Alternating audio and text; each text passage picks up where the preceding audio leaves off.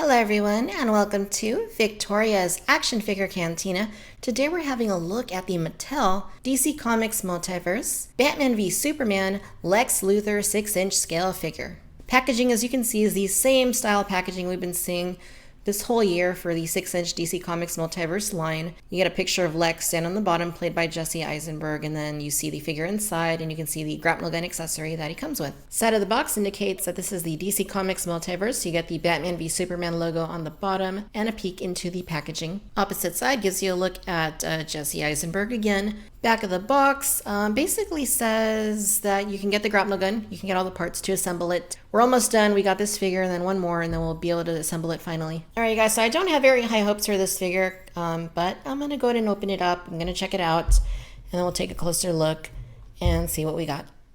Alright you guys, and here's Lex Luthor out of the box. Mattel.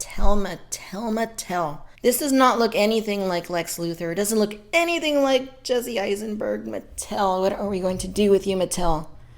Oh my. As long as you look at it from the back, I mean, it looks okay. You know, once you start turning it around and seeing his face, that's when it starts looking bad.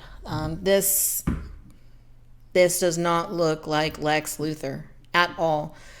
I've got a working theory that Mattel did not secure the rights to the actors from Batman v Superman, and that's why they're giving us these human facial sculpts that look nothing like the characters from the film. I mean, it's gotta be, right? I mean, they don't. I mean, you guys have seen my Wonder Woman review, you've seen Batman Unmasked, you've seen the Superman reviews. I mean, what is going on? Aquaman was okay, but I mean, pretty much everything else has been really, really off. So, I mean, I really think that they just didn't get the rights to the likenesses of these actors. Maybe because Mafex is doing 6-inch figures. Maybe because DC Collectibles is also going to be doing 6-inch figures of these characters. I don't know what happened, but I really feel like they just didn't get the likenesses, because I know that Mattel can do a pretty good job when it comes to likenesses. They demonstrated that with their Dark Knight movie masters several years back. Their Ghostbusters are pretty decent, both the older ones and the newer ones from 2016. So what's their excuse with the Batman v Superman line? There's got to be a reason, you guys. I don't know. I don't know if the Horsemen are still sculpting for Mattel, and maybe they are, but they're not doing the Batman v Superman toys. I really don't know what's going on, but this obviously looks nothing like Jesse Eisenberg. Okay, so what else is there to it? Well, the hair at least looks okay. It's sculpted all right, has some extra coloration to it. Doesn't look that great. The rest of the costume, on the other hand, has no detail whatsoever. The detail on lack of detail on the jacket is pretty much, there's nothing to see. Look at the shirt. I mean, it's got some folds there, some very light folds. The jacket doesn't really have much though. There's just really not a whole lot going on. It looks like it's kind of untucked, so you can see a belt. And I don't know if these are supposed to be like pants or jeans, but usually jeans are not this teal sort of color, they're blue. I think maybe they are jeans, because you can see that they have this seam running alongside the leg. But, I mean, that's just not a good color at all. I'll need to go back and look and see what he was wearing in the film. It actually looks like this area right here is a different color from the legs. Like it's a little darker. The boots, or shoes rather,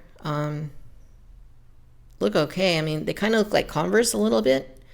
But then at the front, they didn't paint like those white. Maybe they're not Converse. I'll need to go back and look and see what he was wearing in the film. But wow, this is just a huge letdown. I mean, I really don't have anything positive to say about this figure. But we must press ahead regardless. So I will show you the articulation. He's got a ball joint here at the head, and it gets an okay range of movement. You can move it around okay.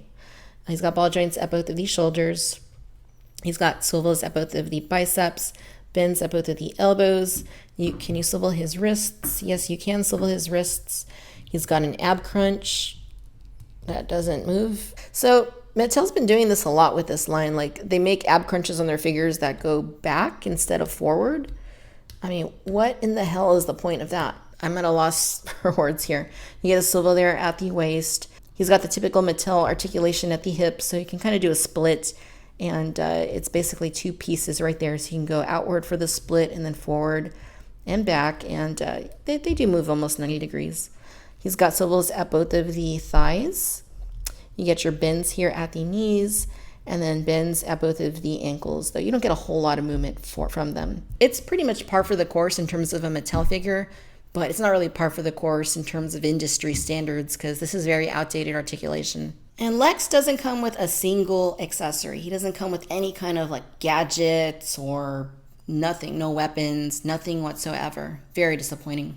We do get a chunk of the grapnel gun, so I will do a video on that once we finish building it, and we'll do a review of the grapnel gun itself. And then I'll just give you a quick shot at how he scales up with Batman and Superman. You can see he's a little bit shorter than Batman. He's about the same height as Superman, maybe just a little bit shorter. Alright, ladies and gentlemen, so there you have it. This is the Mattel DC Comics Multiverse Batman vs. Superman Lex Luthor 6-inch scale figure.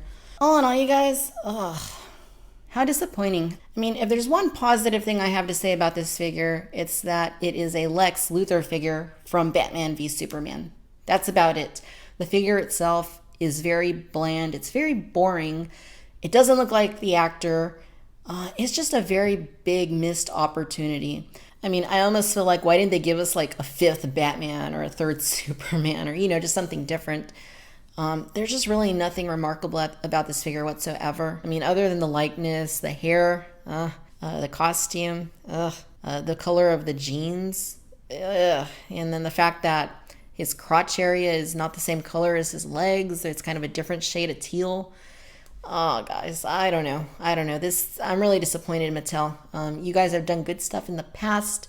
Lately, especially with this Batman v Superman line, I don't know what's gone into you guys. I don't know who's sculpting these. I don't know if you didn't get the rights to the characters or what's going on, but this is just terrible. So yeah, I really can't recommend that you buy this figure. In fact, I really don't recommend that you buy any of the Batman v Superman toy line unless you absolutely love the film and you really want to have the figures. There's really nothing that great in the toy line. Really, the only bright spots for me have been like the Knightmare Batman, which I thought was kind of cool, and then the Toys R Us exclusive Superman that had the interchangeable heads. Other than that, the rest of the line is just not that great, especially this figure. It really feels like the low point of this toy line, despite the fact that pretty much every other figure, or at least several of them, have been very low points for this line. So skip this guy if you see it. It's just really not great. All right, my friends, if you enjoyed this video, then I do encourage you to please like and subscribe. Let me know what you think about this version of Lex Luthor down in the comments. Be sure to follow me on Facebook and Twitter. And as always, I want to thank you for tuning in to Victoria's Cantina. Until next time, my friends. Bye-bye.